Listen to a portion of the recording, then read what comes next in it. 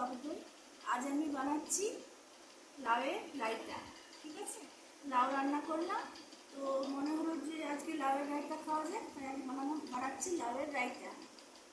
তো এই ঘরে বসানো টক দই, লাউটা সেদ্ধ করে রাখা আছে স্টেনারে, ভালো করে পুড়ে পরে সিদ্ধ করে জলটা নিংড়ে লাউটা রেখেছি।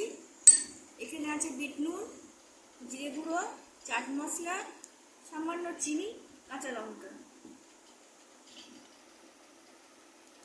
হ্যাঁ, দইটা প্রথমে আমি প্রয়োজন মতো বিট নুন দেব, একটু বিট নুন দিলাম,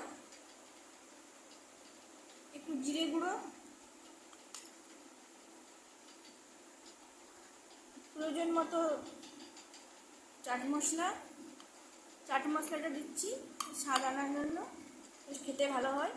ঠিক আছে, কাঁচা লঙ্কাটা পরে দেবো, একটু চিনি,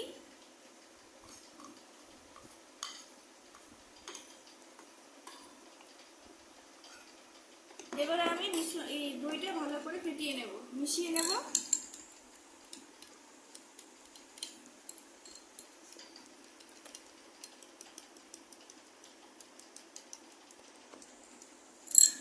আরেক রকম ভাবেও রায়তা হয়, আর সেম প্রসেসে দইটা ঘরে পাঠানো টক দই, এটার মধ্যে ভালো করে বিট নুন দিয়ে ফেটিয়ে নিতে হবে।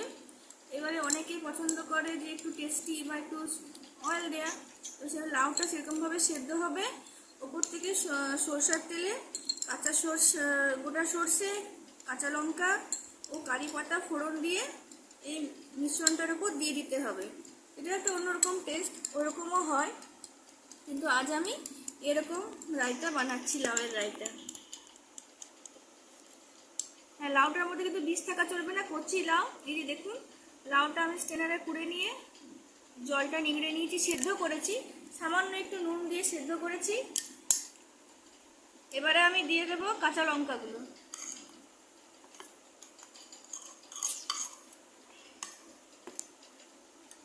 কাঁচা লঙ্কাগুলো দিয়ে আবার মাখিয়ে নিচ্ছি। এবারে আমি লাউ সেদ্ধটা মেশাবো। দেখুন, আমি দুজনের মতো তৈরি করছি, দুজনের মতো লাউয়ের রায়তাটা আমি দুজনের মতো বানাচ্ছি। এবার এটা মাখিয়ে ভালো করে মিশিয়ে, লাউটা দইয়ের সাথে ভালো করে মিশিয়ে আমি কিছুক্ষণ রেখে দেব।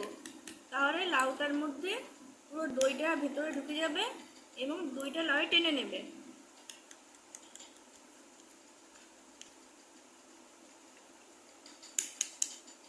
আর আমি চিনিটা একটু কম দিয়েছি, যদি কেউ মিষ্টি খেতে চাও তো একটু চিনি দেওয়া যেতেই পারে।